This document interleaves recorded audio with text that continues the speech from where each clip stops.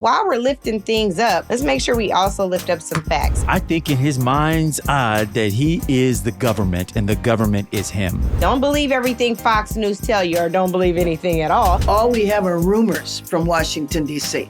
We don't have any concrete information. Pam Bondi was Attorney General of Florida. I've yet to see her brilliance on display. They would love for this really to be the National Guard versus Black folks. So this was a problem that was forced on us. We didn't request it. The attack on the leadership is deliberate. Insurrection is a violent uprising against an authority or government. When Black people, by and large, find themselves in the crosshairs, we're looking to our left and our rights, and we're all we can see. I appreciate you being honest with me, brother, instead of trying to silence me like the Trump administration is doing to these people. Native Land Pod is a production of iHeartRadio in partnership with Reason Choice Media. Welcome.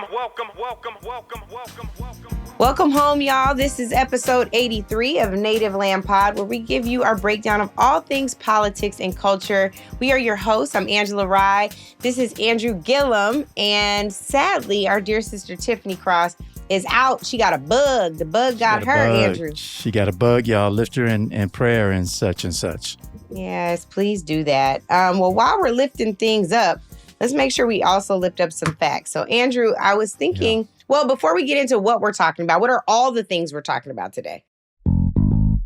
I mean, I think this is everything we're talking about today is the chaos being precipitated by the President of the United States in one of the 50 states of this country, and the, frankly, indescribable harm that he's deliberately causing. You know, some weeks ago, we had sort of borrowed this phrase that cruelty is the point.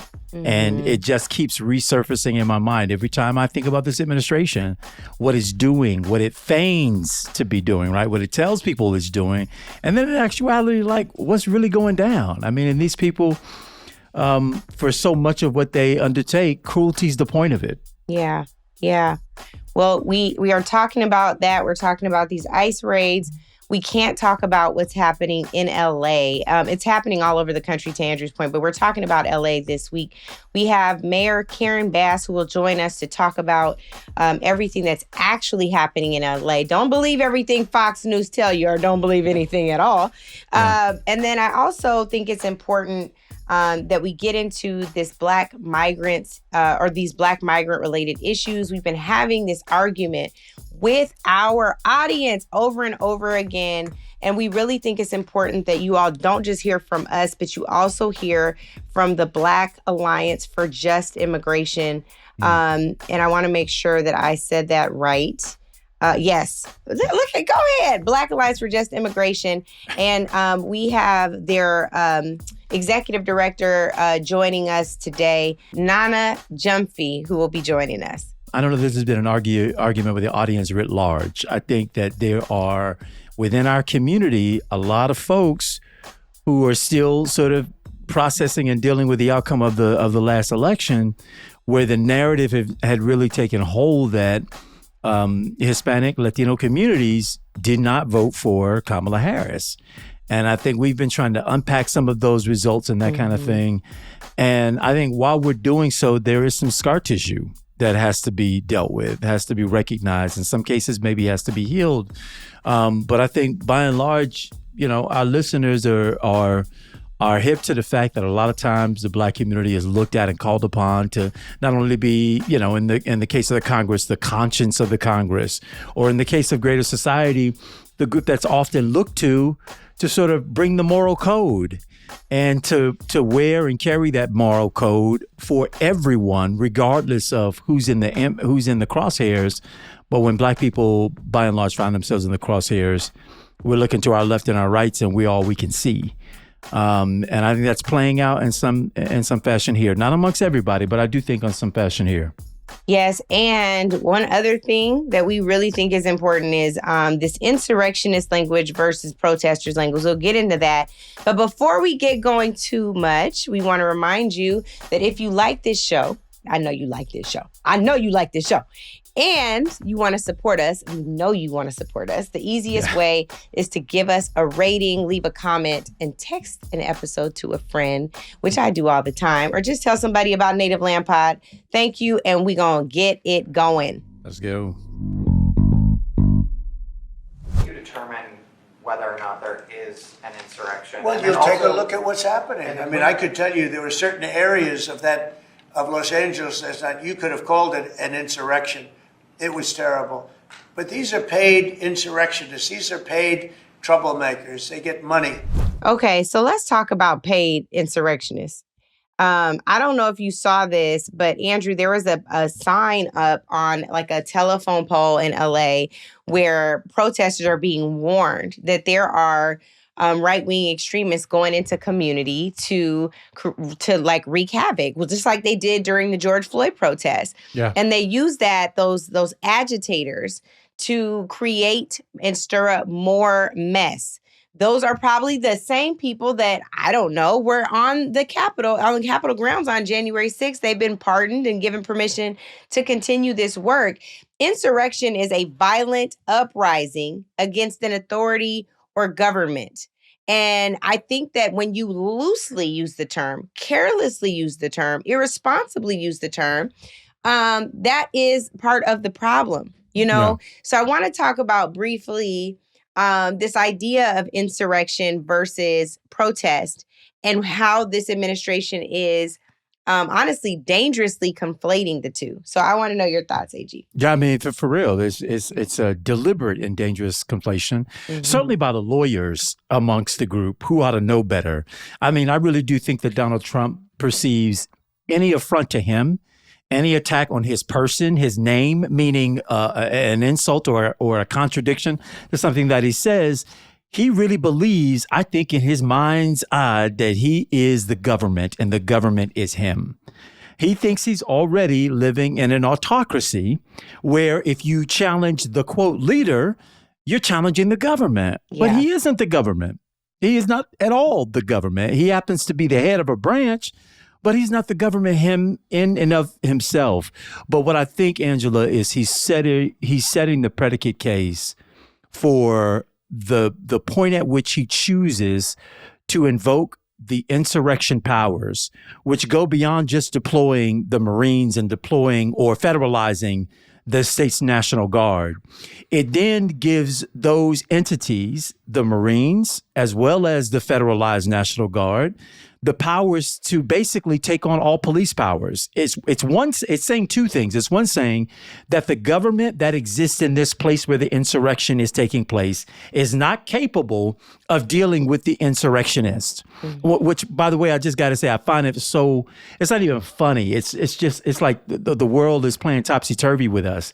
That this is a man who could not bring himself to call the individuals who attempted to stand in the way of an act of Congress, an actual act of Congress to carry out a function or responsibility and counting the electoral votes when he was in the crosshairs. That wasn't an insurrection. But protests where people are literally just trying to have their voices be heard, petitioning their government, is all of a sudden an insurrection. Right. It doesn't make sense, but I know what he's doing. And I think we all have to be hip to the game that what the president is attempting to do is ease our ears for listening purposes to the words insurrection, so that when he declares the insurrection powers of the Constitution, that nobody is scared by that nobody flinches by that, because we've heard the term already planted and used by this president. But I pray that we will resist the urge to believe this guy. He's not telling the truth. All he's attempting to do is amass more power for his own use. Angela, it's a real sick game that he's playing, and it's made, in my opinion, all the more sick when you hear Pam Bondi and other lawyers within the administration doubling down on this nonsense. I would think they would know better, but I have to tell you, Pam Bondi was Attorney General of Florida. I've yet to see her brilliance on display. So I can't even say that frankly, she knows what she's talking about.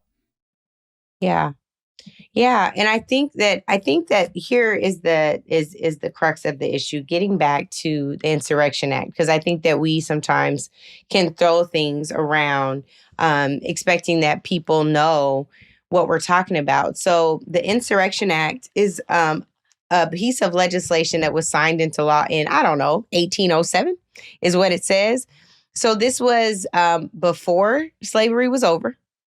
This federal law gives the president the power to deploy the United States military and to federalize the National Guard, like in response to an uprising, right? And so the president keeps threatening to utilize this Insurrection Act anytime somebody disagrees with them. Yeah. So there are 4,000 National Guardsmen already deployed and 700 Marines that were sent to LA to respond to protests that were like within a 2-block radius. Yeah.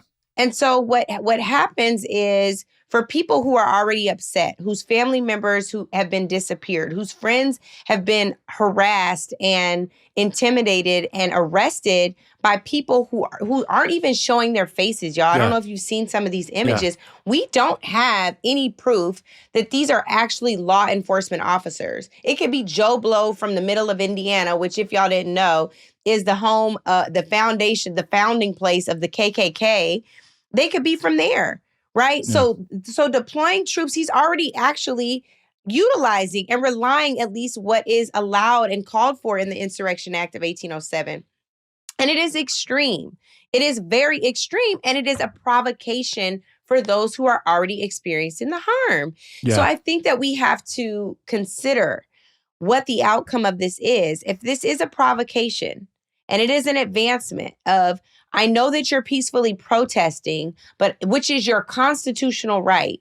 But I'm going to go ahead and call you an insurrectionist so that I have additional outsized powers to intimidate you, to threaten you, to jab you, to get you to react in an outsized way so that when you react, the consequence will be on the reaction, not on the provocation. Right. And Angela, just to because I appreciate you pulling us back to make more clear what we're talking about with regard to these laws.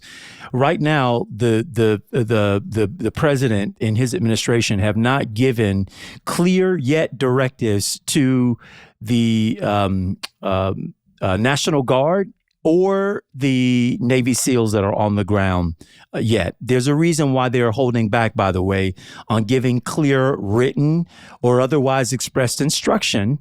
It's because the governor, supported by Mayor Karen Bass, have basically said, please pull back your federalizing of the National Guard and your sending in of these troops because we have the capacity to handle the issues as they exist on the ground, as they present themselves.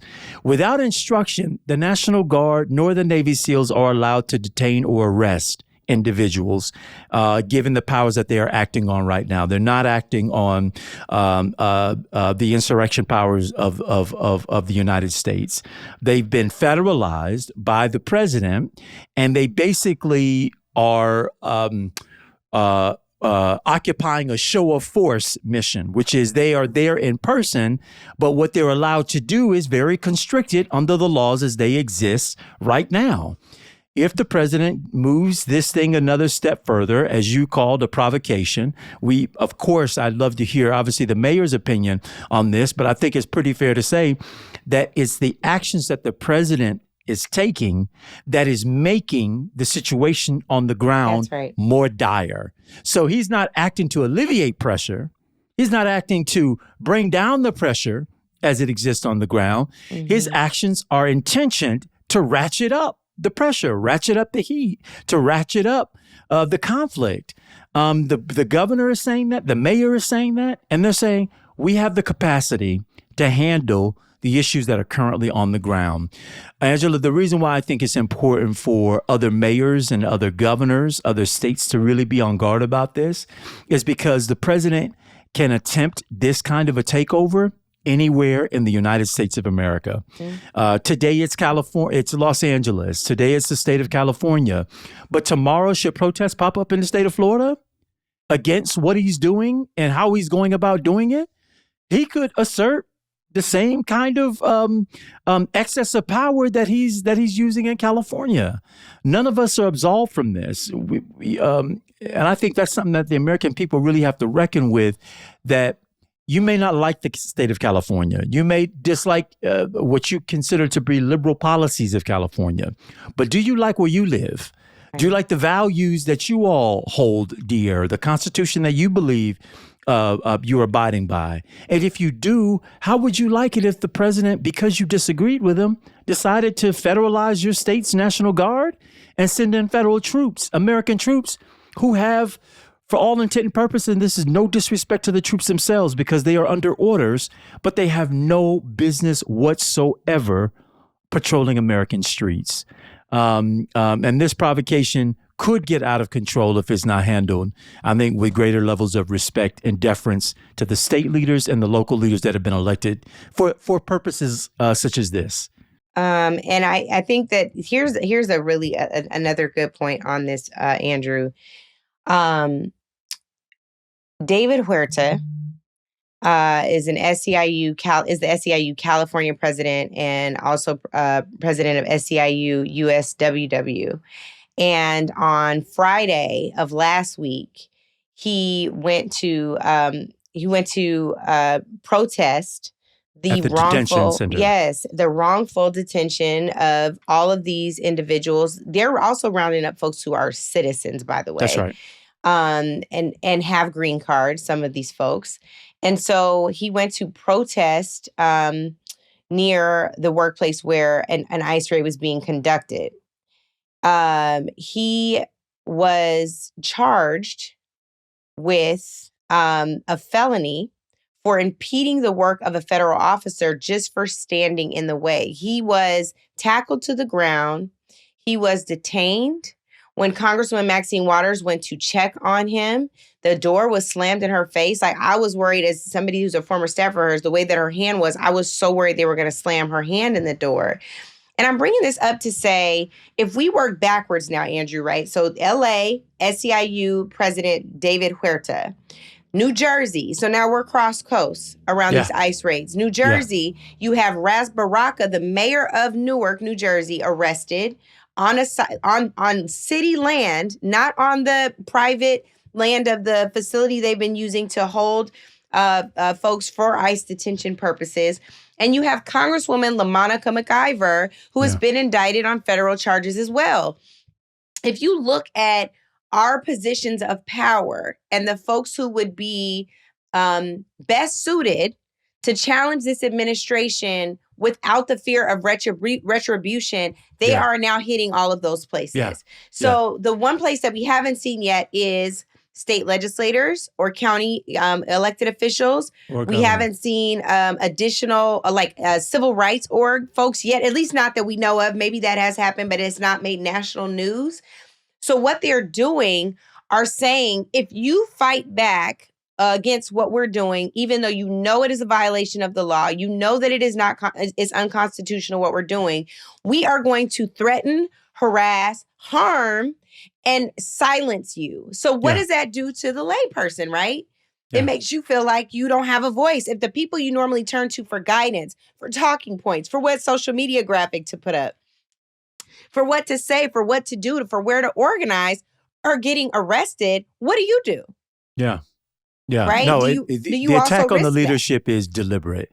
It's basically to say that you have no cover, no matter where you are or who you are. And by the way, Angela and I are not defending folks because of what titles they hold. Right. We're talking about what jurisdiction they have. Members of Congress, in their oversight capacities, can go on any one of these grounds of where these facilities are housed, and they can conduct inspections and wellness checks. It is within the law. It exists within their capacity as members of Congress. And in the instance of the mayor of Newark, we were talking about a facility that has no legal license to operate in his city.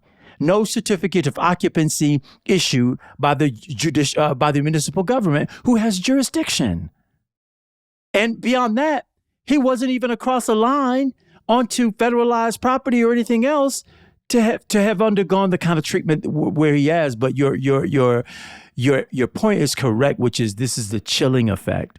They mean to say that I don't care who you are, you have no quarters within this country so long as Donald Trump is president. We can get you wherever you are. I'm coming to you from the streets of Los Angeles. This is area where LA County, LA City, and a little bit of the city of Inglewood converge. And as you can probably see behind me on the streets, what's going on? Not much. Looks like business as usual. And from what I understand, this is the condition in most of the city. So what you're seeing on the news is really limited to area downtown and area in a neighboring city of Paramount and a little bit of Compton from what I saw, which are not in the jurisdiction of the city of Los Angeles and therefore not jurisdiction of Mayor Bass. So, sorry, traffic noise, but that's part of the story. So, as you can see, it's nowhere near what it was like in 1992. You see the silver hair? I was there in President 1992 in the streets, and this is not anywhere near the kind of situation where we'd have the National Guard out, in my opinion. So take that for what you will from the front lines. All right, welcome home, y'all. Thank you. I appreciate everything you do. Okay, well, today we are joined by, I call her Congresswoman Bass all the time. She is not in Congress anymore. She has a full other job that is keeping her She's been elevated, Angela. She's a mayor now. Yes. She's very, very busy. Mayor Karen Bass, who is doing the work of the Lord on the ground in LA. And so we want you to come in. And Miss Bass, if you could just tell us what is happening in LA, what is right, what is wrong, so we can correct all of the misinformation out there and get into what you think our audience can do to support y'all. Thank you. First of all, what is happening are raids from ICE that is causing havoc, not just in the city of Los Angeles, but in our surrounding region. And we don't know when, where, how that this is going to take place, but it has spread a blanket of fear and terror amongst the immigrant population, which, as you know, is a significant percentage of Los Angeles. Now, having said that, at the end of some of the protests, you have the stragglers who have nothing to do with the protests, who have committed acts of violence in the form of vandalism, breaking into stores, robbing. And so I initiated a curfew yesterday from 8 p.m. to 6 a.m. That's going to go on every day until we are past this. The problem is that we don't know when we're going to be past it because all we have are rumors from Washington, D.C. We don't have any concrete information. There isn't a letter that I have that says that we're going to conduct raids in your city for the next 30 days, but that is the rumor. Now, everything has been fine. Our local police departments, the Los Angeles as well as regionally, have been able to handle things. You know that the White House intervened, took power, seized power from the governor, and federalized the National Guard, brought them here with big fanfare. He even claimed that they had successfully eliminated the violence Saturday night when the troops didn't even arrive until Sunday afternoon. But we know this. This is kind of a familiar playbook. Now he is talking about sending in the Marines. The National Guard that is here is just guarding one building, the federal building. There is nothing else for them to do. Now he's going to bring in Marines at the cost of $130 million to taxpayers. That is money that we could use to prepare for the World Cup, which will be here in 1 year. So this is the situation that we are facing. We have a very well-established and respected immigrant rights institutions and movements. They have conducted protests. Those protests have been peaceful. It is what has happened afterwards that has created a narrative of this is citywide. This is really relegated to about 5 blocks in downtown Los Angeles. It isn't even all of downtown. Mayor, as a former mayor myself in Tallahassee, Florida, I observed 2 weeks ago where ICE agents came in and began arresting folks on work sites, detaining people on work sites. And it drove really the entirety of our community, not crazy, but mad with anger that the place where we call home, a community that reflects the values of the folks who live here, had been all of a sudden corrupted, bastardized, made to look like we were a place that we were not.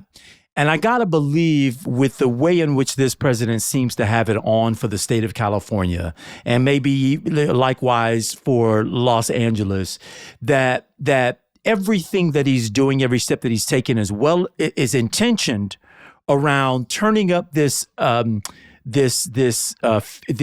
atmosphere of chaos and lawlessness, when in fact, if I am to perceive what I'm seeing on television properly, it seems like the only agents of chaos are the ones that he's introducing. Are we getting something wrong about that as viewers who are, removed and remote from California, but are watching these scenes play out? For instance, you tell us that you're talking about 4 or 5 blocks of downtown, not even the entirety of it. You're talking about thousands of troops that are now federalized,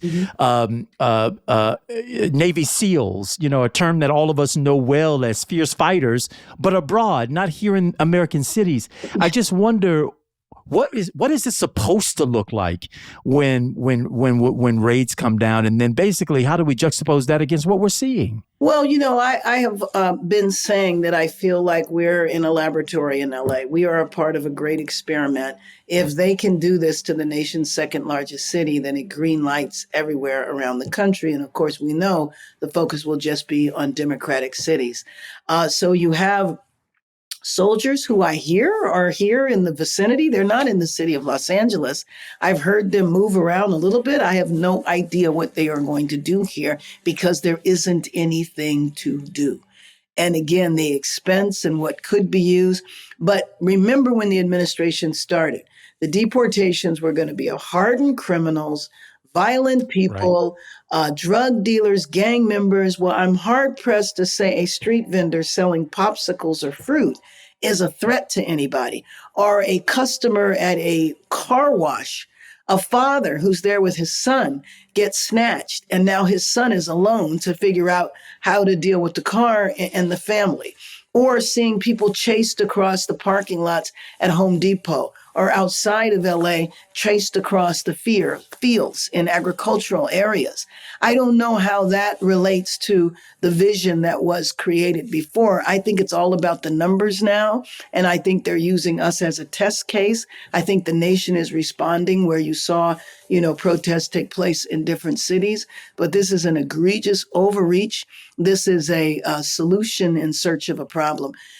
Last Thursday, everything was peaceful in Los Angeles. Nothing was going on. Friday, when the raids happened, that's when you had a problem in LA. So this was a problem that was forced on us. We didn't request it, and it has resulted in some very negative consequences. Most importantly is to the families, the parents, the kids who are separated, to our local economy. Angela knows that LA can't function. There are sectors of LA that cannot function without immigrant labor. Yeah. And the stories that you hear, my grandson's elementary school, ICE agents showed up outside of the school. And what people believe is they might have thought it was graduation. Because I will tell you, graduations were a point of fear for people around the city, because that's a primo place to pick up people. Our parents who are dropping off their kids or picking up their kids. You think about the impact that this is going to have on our economy, the way immigrant labor is what sustains the city and makes the city great. Ms. Bass, I want to go to this clip of the Attorney General, Pam Bondi, because I think what she is saying and what she's provoking without fact is dangerous. But I want you to be able to respond to this. Let's roll that clip. Law enforcement, they need to have their hands untied where they can do their jobs. Right now in California, what we're doing is working by bringing in the National Guard, by bringing in the Marines right now to back them up, to protect our federal buildings, to protect the highways, to protect the citizens. So right now in California, we're at a good point. We're not scared to go further. We're not frightened to do something else if we need to. They're not doing anything. They are protecting one federal building. And to back us up, we didn't ask for backup. The California Highway Patrol protected the freeways last night. What the worry is there is people going and blocking, the freeways. None of that happened. We were able to handle it all. So this is just complete fiction. And that's what's scary. That's scary. If this is fiction, then what more is coming? But I do have to center this always in the raids. What is going to heal our city is to stop the raids. It's an alternative reality, and I don't know how people who otherwise live in the real reality make steps to keep their communities safe when this kind of ratcheting up. I mean, you hear it in her voice and her disposition and what they're trying to deliver the American people, this notice of ratcheting up. And what I think I hear you saying, Mayor, is the ratcheting up is what's putting all of your citizens in harm's way. 100%. 100%. Ratcheting up something that didn't need to take place to begin with. You want to talk about something that makes people angry? That makes people angry. When you have relatives that we don't know where they are, they've had no access to legal counsel, their family members have not been in contact with them, they don't know, maybe they've been sent off to CTAs, that horrendous prison in El Salvador. Maybe they're sent to Venezuela. Who knows? Because they're sending people to countries that they're not even from.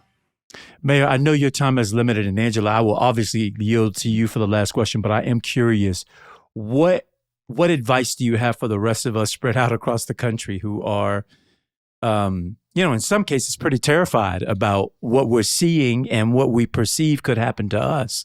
How do we get information right now? Well, I think that what exists here, I don't know, if it exists other places, but what exists here is a rapid response network. So basically, and the community knows this community-wide, so that if there's any sightings of ICE, then they go to those locations just to make sure that people know their rights, not to interfere with federal officers, because obviously that would be a felony, but to make sure that the people know their rights, know that they should have access to a lawyer, know that they don't have to cooperate. Those are basic rights that exist in our country. So I think that's one thing. And we are fortunate, as I mentioned before, to have a well-established immigrant rights infrastructure, people who've been here for 4 decades.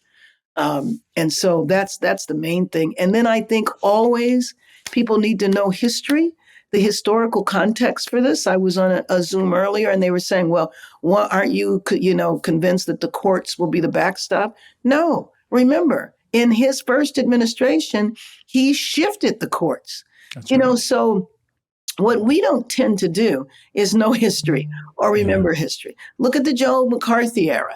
There are historical references to this. Look at, what the Insurrection Act is. Make sure that people understand what they're seeing. And I believe they're testing the limits of this. You heard Stephen Miller, who repeatedly evokes the term insurrection. No insurrection happening here. Yeah. But where there was an insurrection, Ms. Bass was on January 6th. I was there. I know. So when you think about what you witnessed, what you experienced, the trauma of all of that, the people who actually were harmed, the officers that they swear to always protect and look out for, back the blue is what they say. When those things are actually happening, those folks are now pardoned and they're trying to erase that from history. But the people who are protesting peacefully because they have loved ones who are being impacted by these completely uncalled for, gone too far ICE raids. I want to know what you tell the people, the difference between the power of protest and being labeled wrongfully as an insurrectionist. And then in the community, this is a 2-parter that's kind of separate, so I'll try to remember the second part if you forget it. In our community, Black folks, Ms. Bass, we need to get through to our people so there's not this divide around how to stand up for the right thing to do, even if there's no immigrant on your block or in your house or in your kid's school. What is the right thing to do? Isn't this the right time to be coalition building? 100%. It's the right time for our city to come together. But, I think that we're fortunate there because I think everybody sees what's going on here. So I'm not at this point worried about a divide, but I'm also not naive either, which means sometimes even when there isn't a divide, it can be created. And I think that that's going to be really important because this is not just a brown issue. There are tens of thousands, if not hundreds of thousands, of Black immigrants here from the Caribbean, from African countries, also from Central America. I mean, I think a lot of times people don't know where Belize is. Belize is That's a right. predominantly Black That's right. country. It is in Central America. And so when we're talking about Latinos, there are more Black Brazilians than there are Black Americans. So, Period. we need to understand that this is our struggle as well. Yeah. Thank you for the opportunity of speaking with you. I'd love to come back on again. It's wonderful to see both of you, even if it's just in a box. In a box. Tiffany would be here, Miss Bass, but she got food poisoning. Well, it was nice to see her on the Zoom the other day. So please give her my regards again. I sure will. We're wishing you well, Mayor. Keep standing so tall and strong as you have already. You're exhibiting what it truly means to be a leader. We love you. Love you back. Oh, Wow. man. I know. Okay. So I feel like we should just keep this thing going and bring in Nana on the Black Alliance for Just Immigration. I think what we have to understand, we could actually start where we just ended with Miss Bass around this idea of coalition and what it means. Again, Nana Gyamfi is the executive director for the Black Alliance for Just Immigration, and we are thrilled to have her join us to talk about ICE raids, what has happened in the almost a little over a first 100 days of this administration and its impact on Black migrants. They have a report out that we'll talk to her about in just a moment. She's joining us now. Nana! Can you hear us and see us? How are you? Yeah. Really good. Were you able to hear the interview with Miss Bass? I jumped on. Okay, so I can hear good. that. Absolutely. So can you help us? Because let's actually, Andrew, if we can, let's go to some of these comments we get in our thread about immigration. Did we pull those screenshots, Derek or Nick? Okay, so while you're pulling those, we're just going to get started. So Nana, talk about the need for the Black Alliance for Just Immigration. This is not something that we hear about often. There aren't a whole ton of Black organizations in the immigration space. Talk about the need for that. So, clearly it hasn't been more critical than right now, but the Black Alliance for Just Immigration was started by a Black diasporan crew, started by an African-American who, Gerald Memoir, who was the first executive director for at least a decade, folks from South Africa, from the Caribbean, sitting down and understanding that Black immigrants were in a strange place where we're invisibilized in the immigration conversation. If you say immigrant, people don't think of Black people, right? But we're also hyper visibilized. If you look at who's targeted, how we're targeted, as we see even more clearly in this first 100 days up until now of this regime, we see that Black people, Black immigrants are targeted, and it also ends up bringing in African Americans as well. And so as we look at what's happening with the immigration enforcement, we know that this is the tip of the spear for what they're trying to do on the police state level. They would love for this really to be the National Guard versus Black folks. Think Minneapolis, think Ferguson. And if they can move it that way, they will. But they start with immigrants because they know about all the divides. Andrew, I don't know if powerful. No, I'm so glad we went there. I didn't know we'd go there so early, but the imagery of Black communities, Black cities being descended upon. Angela, you talked a little bit earlier about one of the characters in the Housewives show where Portia Williams' ex-husband Simon was deported back to Nigeria. That's right. So most folks who follow that show, a lot of Black Americans who follow that show will recognize him, obviously recognize her. And even that feels a little bit abstract from us. But when you take it to its next logical conclusion, that the scenes that Trump and his folks would love to see playing out is the big whiplash that they have to the rising up of our movement, particularly as a response to what occurred in Minneapolis during the quote unquote Great Awakening that a lot of us thought was taking place. But I almost hear every time when they discuss protests, the Ferguson protests being sort of at the epicenter of what it is that they reject and would like not to see happen again. They weren't talking about brown folks then. They're talking about us. They want to see our voices silenced. And I just wonder, how do we break through to make clear that we're part of the target here, y'all? Our community is in part the target.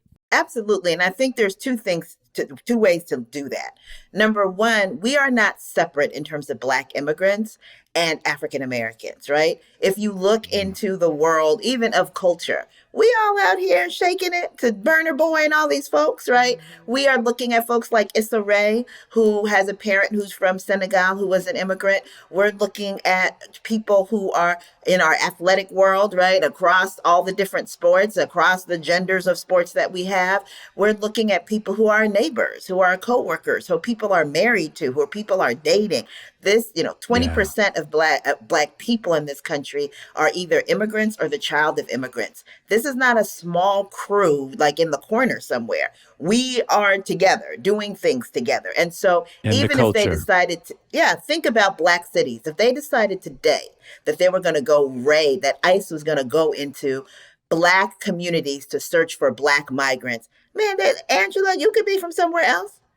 Right, Andrew, you could be from somewhere else. Like, there's nothing to say. They're not stopping and asking people. They're grabbing up brown folks and Black folks now without asking citizenship questions, right? They had people in the basement in LA in the federal building who were citizens who they grabbed up when they were at the immigration court with their people who were not citizens. Once they realized, oh, these people are citizens, they didn't let them go. They said, oh, you're not citizens, so we can't put you in detention prison. So we'll put you in a basement and keep you there overnight. You think that can't happen to us? When they talk about sending homegrowns to El Salvador and Djibouti, come on, who are they talking about? I promise you, they're not talking about Rittenhouse because they let him walk around here and do shows. They're talking about us, and we got to be clear about that. That's right. And I think on this point, one of the things that I really appreciate, I did a podcast the other day with Jeffrey Wallace, who is one of our California leads, Nana, and he was saying that one of the things that he got from you actually was this conversation around not talking about migrants through the lens of how it would harm the economy through their labor, but through their humanity. And I think I was like, wow, I feel so much guilt hearing that because I've been using it that way because I thought for the people who didn't have any empathy or compassion around it, if it hit them in the pocket, maybe I could get them there. But I'm like, dang, we do kind of sound like we talk about slavery when we say it that way. Sure we do. Absolutely. And this is actually the point that I make with the larger immigrant rights movement, which, as you know, often shies away from the racial justice conversation and certainly the anti-Blackness conversation, that there is no one who's contributed more in economics, labor, than African Americans. Hands down, 400 years. No one has contributed more. And in that 400 years, people were still being described as chattel or at best 3/5 of a person. So your humanity to racist, your humanity to the foundational core of this country is absolutely not based upon your economic labor. You'll be essential during the pandemic. Soon as that pandemic is over, they decide they ain't gonna raise your wages. They don't care if you have housing. Too bad for you on health care. You're disabled. Too bad for you, right? Because the real truth is that they don't value our humanity. And so it's really important that we place that first. Yes, obviously we contribute. All of us are contributing out here, right? And as I tell folks, my parents wouldn't have come here had it not been shiny enough, right, to come over here, which is the result of what African Americans did. The debt, unpayable, okay? Unpayable in terms of what immigrants owe to African Americans in this country.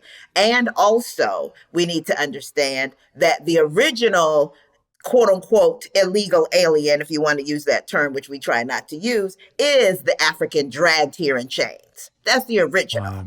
And it's always been the original. The original was the white folks.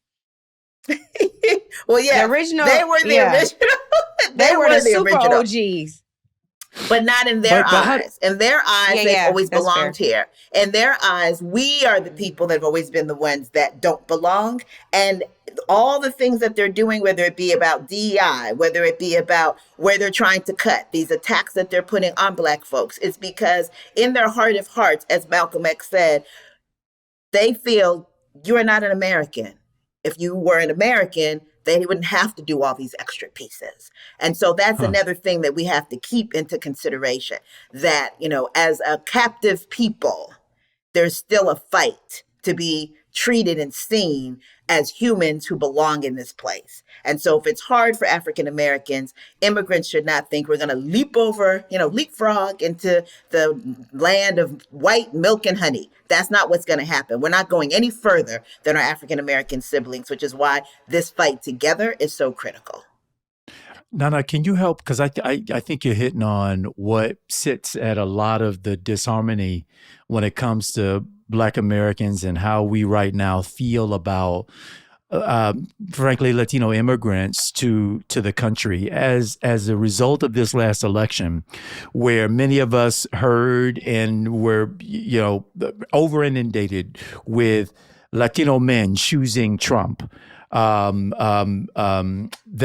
Latino women or Latino families harboring really anti-Black sentiments, expressing them out loud, and clips that were collected on social media or even through people's own individualized experiences based off of where they lived, Miami in some places, South Florida, and other places on the West and Northeast coast. Those feelings that a lot of Black folks have of being mistreated and rejected and even leapfrogged in some ways aren't made up for a lot of folks. It's real, it's lived, it's real experiential in their lives. What are folks missing as a part of that narrative? How do we get folks to get beyond some of those instances to maybe have a different and maybe greater, larger appreciation for where the majority of Latinos may be, not the ones that Trump and the media decide to hand select out as being the representatives of the majority representatives of those communities. But the feelings are not made up. They're hard come by. And when you have to deal with it, it's not enough to just say they share our experience because we're close in color, and if it can happen to them, it can happen to us. We've got to give our people, I think, a little bit more of an audience with their sentiment, with what they're feeling here. I think as a way of sort of bringing us onto the same page. I'm not sure how you reflect on that. There's a reason there's a Black Alliance for Just Immigration. Can you imagine? We're in the immigration world where people talk about things without even considering how it impacts Black people, whether they be migrant or African American. And even when we bring it up, sometimes they're like, oh, well, sucks to be you. And they just keep moving forward with the plans that they have, right? And so absolutely, it's real. We feel that as Black immigrants, we feel that as African Americans, we, have issues within that diaspora there as well. Some things that I ask people to reflect on. I think it's important for us to understand and to think about the fact that around the world, people do not actually get history lessons on what has happened in this country with Black people and with African Americans. People just don't know. They barely know about what's happening, for example, in Brazil. I know you all are familiar with what's happening there. Black folks in Brazil don't get history lessons on Brazil, let alone going all the way across to the United States. So when you come here without that information. I mean, BAJI, we started this program in Ghana called So You Want to Be in America. So we go down during Deci December and we do various workshops to talk to people about, yes, here are the avenues to come to the U.S., but know how difficult it is because you're Black. And when you get to the U.S., you're going to be this thing you've never been before. You're going to be a Black person, okay? And this is what that means. This is some of the history of what that means.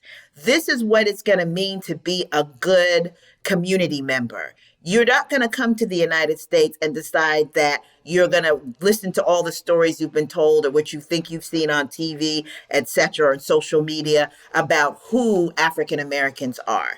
We're going to talk to you about the real in terms of who African Americans are, the connection between African Americans, Africans, folks from the Caribbean that allowed us to have these worldwide revolutions that we're still engaging in right now.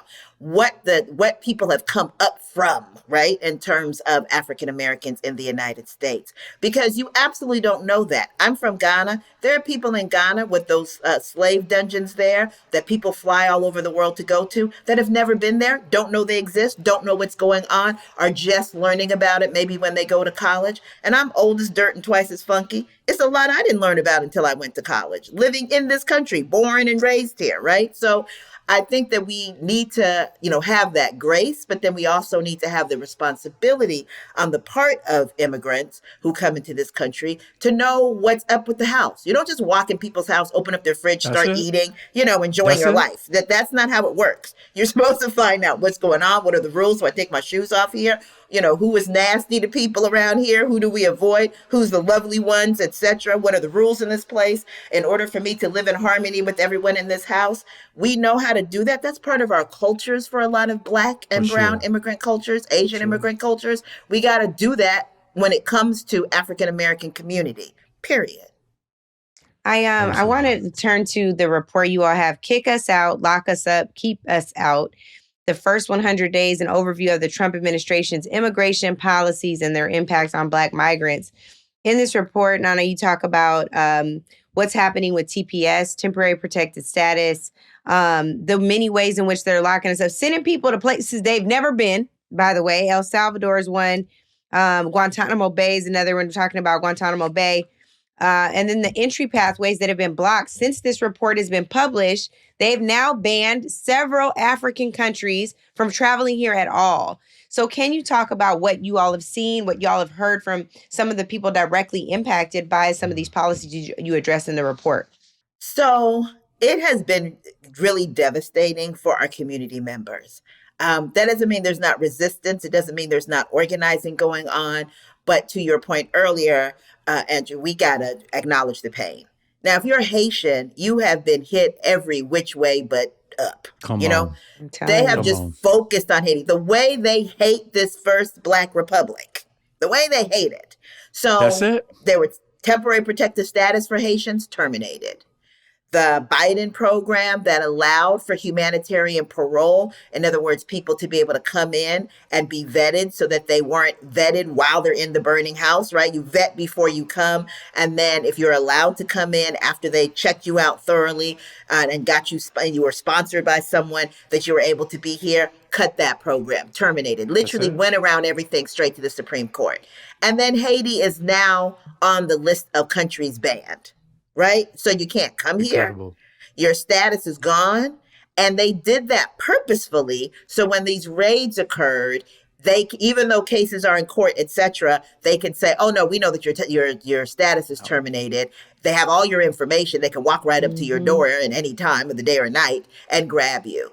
And so we see that happening across the country, not just with Haitians, but also with African countries that aren't talked about as much because there's not the same kind of relationship that Haiti has with the United States. But we saw when he went after international students, one of the first crew he went after was South Sudan, because they were taking people and deporting them to Sudan that weren't even Black people. They were deporting people from Myanmar.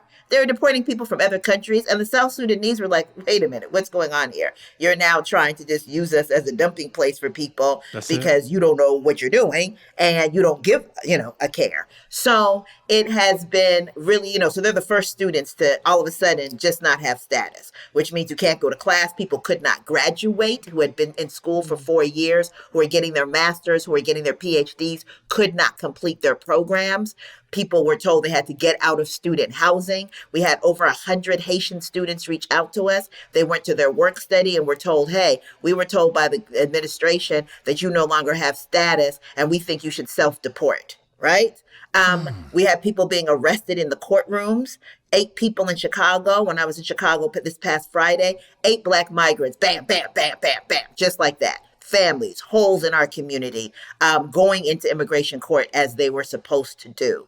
We see the expansion of detention. In Adelanto, one of the main detention prisons outside of Los Angeles, we had almost closed it down because that's what the law is, that they're supposed to be closed. It was down to 2 people. Now over 800 people are in there, from 2 to 800 in the time period that this regime has been started.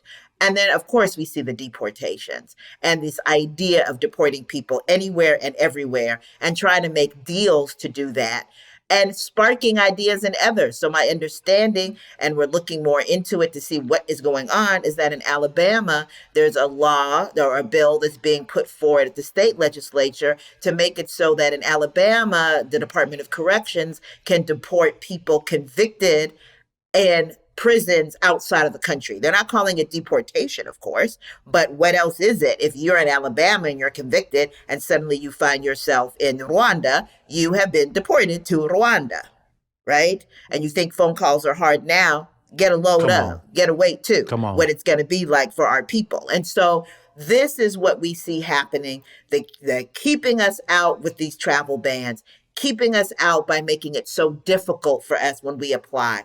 People apply multiple times. These embassies of the U.S. abroad are so beautiful in Africa and the Caribbean because they're using the fees from their denials. You don't get the money back to feed and, make everything all lovely. There's a move now by African and Caribbean countries to get that money back, but that's not the case. We have our people who are being locked up.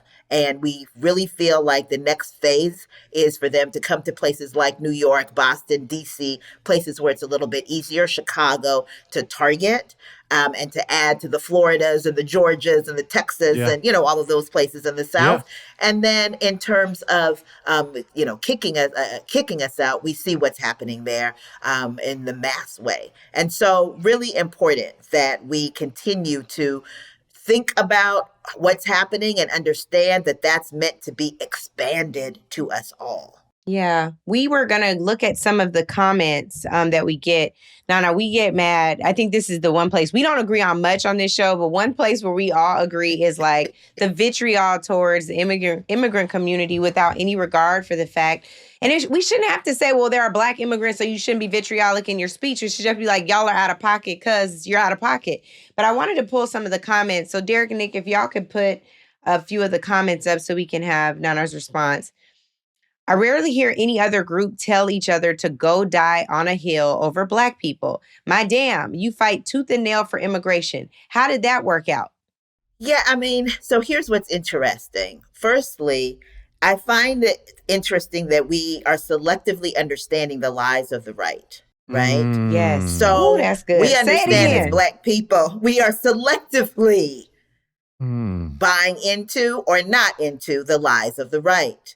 So when the right is telling us, right, that we don't have a history, that Black people, African Americans haven't really done anything, that they're low IQ, that DEI really stands for people who don't deserve it being in spaces, that there's no need for us to have a museum, that having a museum in itself is racist, and all of the lies that it tells about Black people and African Americans I'm going to focus on in particular, we understand that's a lie.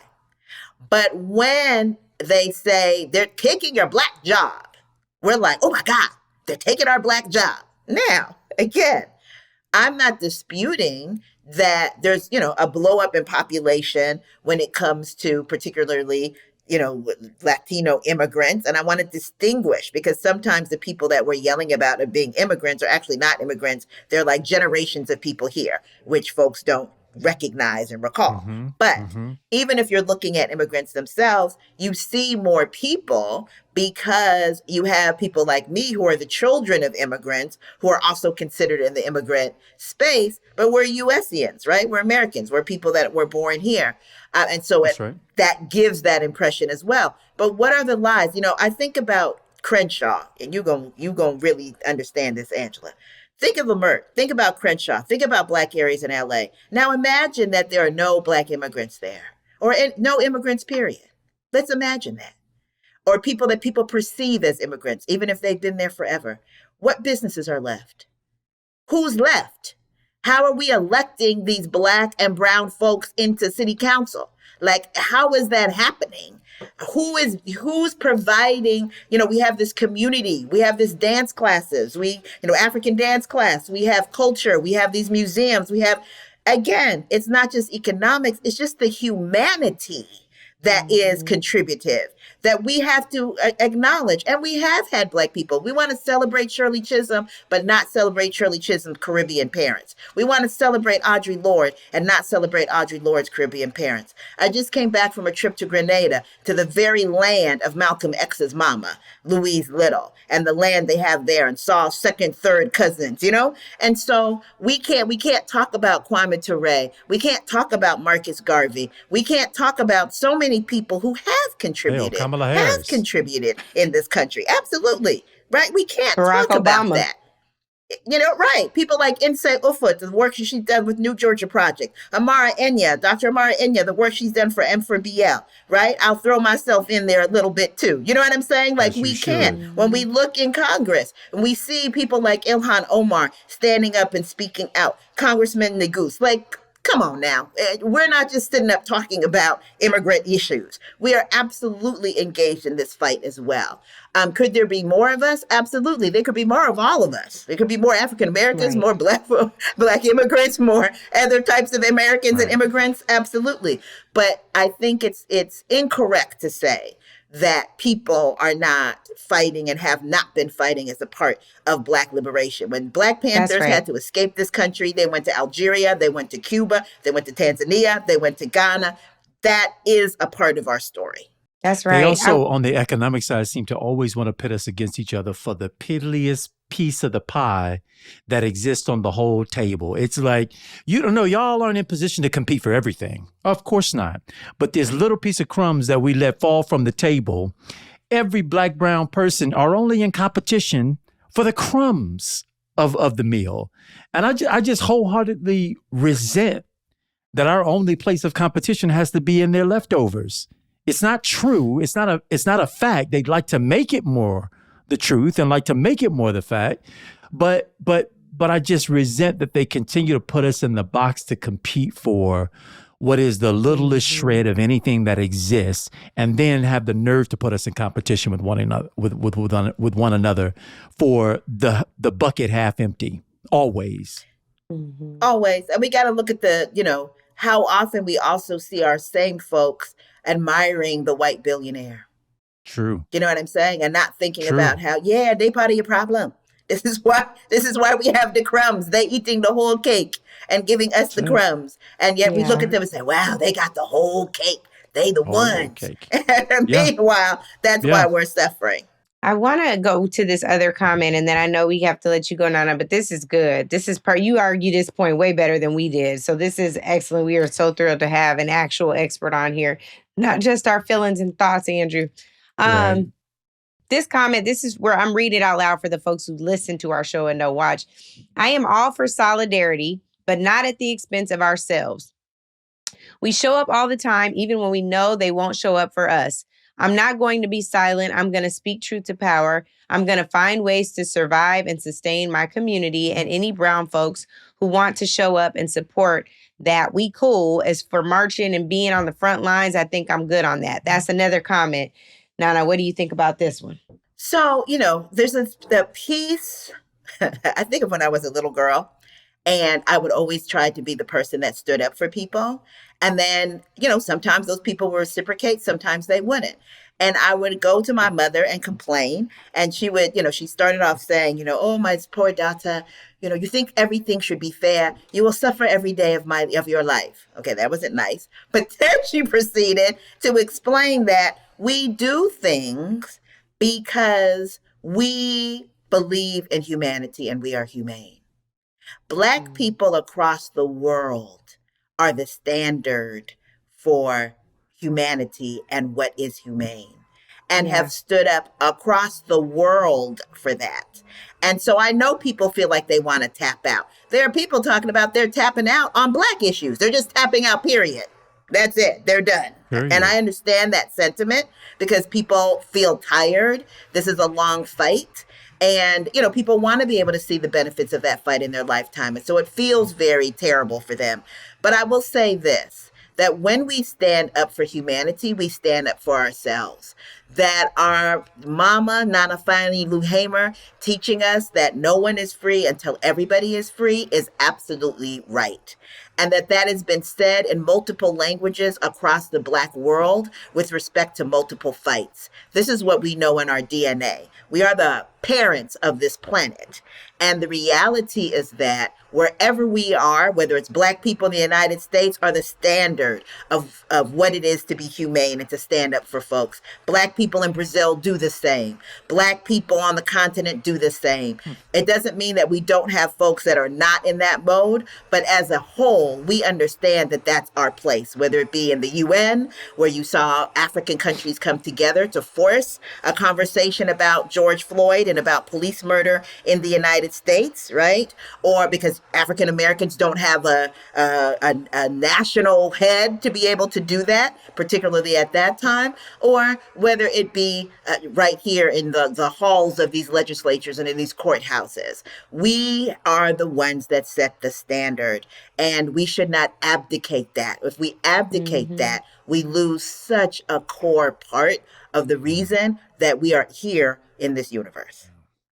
Oh, So that's thankful. good. And so So powerful. thankful.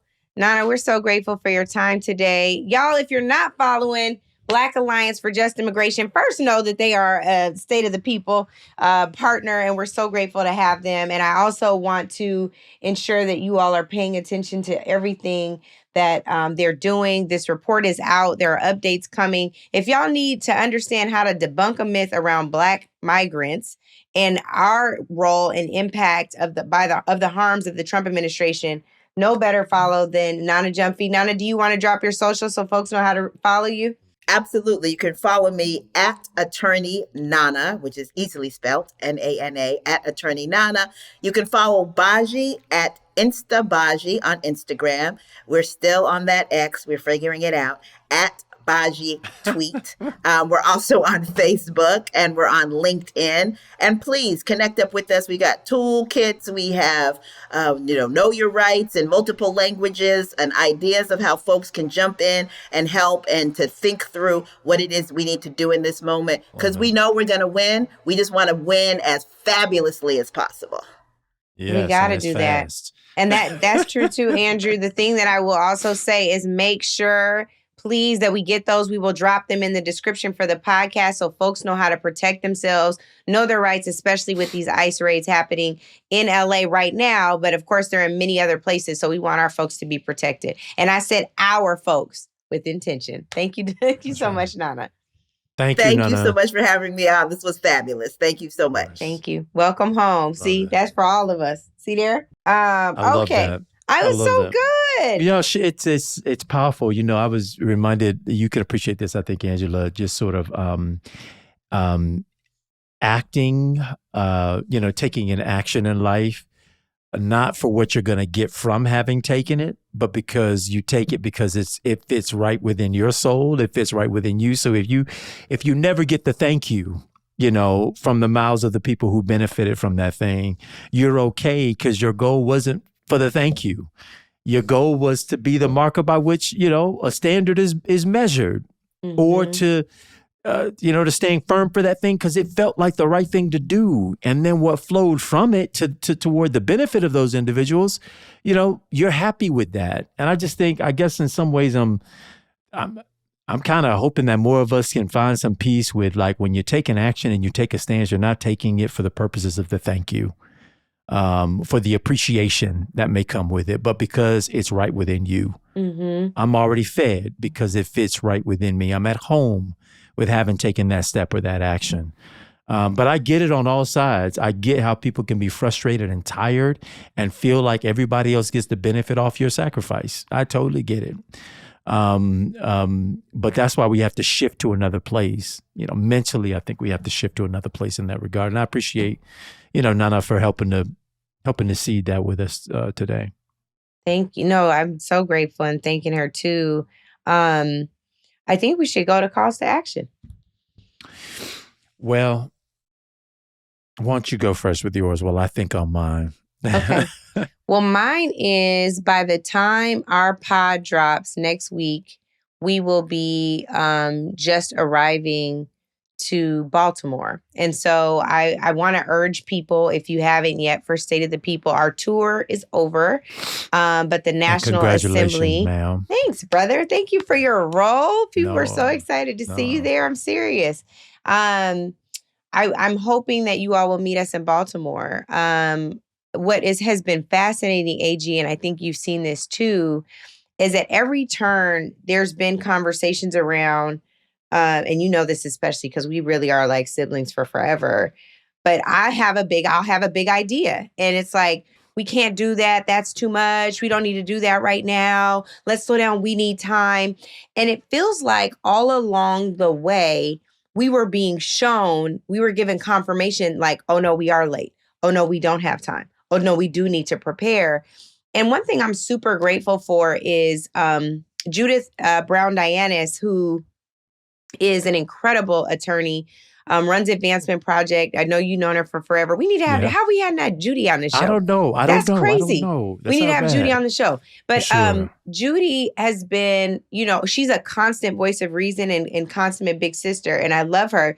But even Judy, like there was moments where she was like, I don't know. And Judy came around, she was like, you know what we need to do. And now she's like 10 toes down, 10 fingers down, elbows in, like going. And has been that way the whole time. Even when she disagrees with me, like I've learned so much about leadership from her on this, because she was like, I don't agree with you on this, but here's this part over here I'm agree with. This is where I'm going to lean in. And it's been beautiful. And I'm saying all that to say that there's a lot of that happening along the way on the tour. As we plan these workshops for the National Assembly, the Black Papers have been that way. David has done a remarkable job at pulling these Black Papers together. There'll be over 30 by the time the Assembly comes. So my point is, I want y'all to register. If you can't drive, if you can't fly, drive. If you can't drive, get on the train. If you can't get on the train, get on the bus. But please come. I think that it will be well worth the sacrifice to get there. If I had money for you all, I would pay for all y'all to come. I don't have that. But what I do have is a bunch of really willing national partners and local partners who have pulled together to give the best of themselves in these spaces. The plenaries will be designed to talk through policy, what our demands are, and what we require of ourselves. The workshops will be designed to give you tactics and tools to go home and keep implementing. The delegate training will be designed to help us build the structure that we need to move forward, whether it's to approve a statement on behalf of Black America, to get mobilized in another way. The rapid response networks that Ms. Bass is talking about are the very things we are going to establish in Baltimore. We can't afford not to be there. So I plead with you to come and to do what you feel called to do. Everybody is welcome. Any offering you have is sufficient. It's at stateoftheppl.com/Baltimore. I hope you will come. And I want to send just a note of gratitude to all of our local city committees, organizers, every group that did anything. I don't care if you brought napkins and forks. We thank God for you. If you spoke, if you built a stage, if you passed out a flyer, if you asked your friends to come, if you put up an I'm in graphic, we love you and we are eternally grateful for your support. And I want to thank my co-hosts especially, because they came. And then every time I've been late or I didn't know what was going on, they tapped in. They were like, this is what we talking about. I'm like, okay, I'm just going to fight tired. And they were right there like, we got you, sis. So I just love y'all and thank God for you. That was a really long call to action. Well, I'm co-signing our chief of staff to Black people. I think you're now our president of Black people, but I don't think I'm any of these things we've that you guys make up. all these things, but really you're the sheer will. And this is in so many ways, just the force of will is how you have moved that, and in divine grace, because it's only possible through his divine grace that it has come together in such a way. But Angela, you have leaned in, and through your sheer force of will have been able to bring people who haven't always partnered, who haven't always been good at co-signing, who haven't always, been down for an action that doesn't, require 3 years of planning before you take the action. We thank you. I think there's a collective thank you that's out there for you. If you haven't heard it collectively, I hope you get to hear it now, that we are in eternal gratitude for your person, for who you are, not only for what you do, but just the person that you are. And I think it's an incredible blessing. And not only are you going to feel the gift coming around and around, but the gift that you are to others will continue to go round and around and around and continue to inspire. So thank you for all of that and then some. And we got your back just like you've had ours. So love you, brethren. I want to shout out. I want to shout out two more people. I want to shout out Lolo on our pod because Lolo came in, Andrew, as research producer and is like, I always call her Charles Barkley. Yeah, she's utility player, not just for the podcast, but for this tour too. Lolo lost her cousin tragically at our first tour stop. And it just hit her so hard. And even after that, came back and was like, okay, I've sat down as long as I can. I got to get back in the game, and has done that. Like, she just picks up wherever she can. Cause her best friend just got married. She's like, I'm out for a day and a half. I'm coming back. She back, So I want to shout out Lolo and Chloe on that does social media for the podcast did so much at the beginning of the tour. And Ange, who was holding it down, just like when y'all were holding me down, she was holding Chloe down. So I want to thank them. And then Vincent Evans, that doggone Vincent Evans. That doggone Vincent Evans. We love Vincent Evans. And I thank God for how he has my back personally as his sister. I've been telling everybody that's one of the few that can boss me. So when they need to get through to me because I'm being hard-headed, here come Vince. I'll be like, what? They'll be like, thank you, Vincent. Now, Angela, the people are concerned that you're not hearing them on listen, we are not about to go into a mimic session of my boy. But it's pretty good. I got a couple. It was good. I got a couple up my sleeve, but we ain't going there. Now, Angela, I just want to make sure you thought about. Leave the boy alone now. Leave him alone. Leave him alone. We love you, Vincent Evans. Yeah, we should have played. I'm going to get a video of Vince. Vince was like, they call him the star of the doc because Vince is like a breakout star and he's not even trying to perform. He's just being his damn self. He is crazy. Anyway. And with all of that, y'all, we want to welcome you home. Yeah, welcome home. I'm going to tell you guys right now how many days are left until the election. We didn't even get to them listener questions. Maybe we'll do that on a mini pod. Okay. As always, we want to remind everyone to leave us a review and subscribe to Native Land Pod. We're available on... Why are you sniffing in the middle of my stuff? I'm sorry, Fred. So disrespectful. Go on mute. Okay. As always, we want to remind everyone to leave us a review and subscribe to Native Land Pod. We're available on all podcast platforms and YouTube. New episodes drop Thursday and Friday with solo pods on some Mondays when Andrews feels like it. And right now, given my track record, it would be in some Tuesdays, but I'm back, y'all. I'm going to keep it going. You can also check out the other shows on our Reason Choice Media Network. That includes Politics with Jamel Hill and Off the Cup with SC Cup. We have another one that's coming out in July, but we'll save that because I think he's going to join us on the podcast. Don't forget to follow us on social media and subscribe to our text or email lists. That's another thing where Lolo's done because she got 97 jobs on nativelandpod.com. We are Angela Rye, Tiffany Cross in her absence. Wish her well that she gets better. And Andrew Gillum. Welcome home, y'all. There are 509 very long days until the midterm elections. Bless us.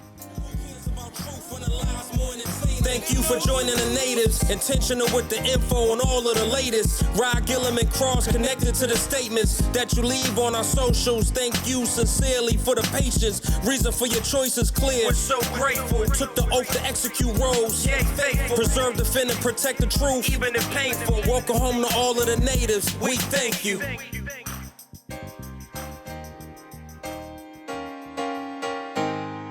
Native Land Pod is a production of iHeartRadio in partnership with Reason Choice Media. For more podcasts from iHeartRadio, visit the iHeartRadio app, Apple Podcasts, or wherever you listen to your favorite shows.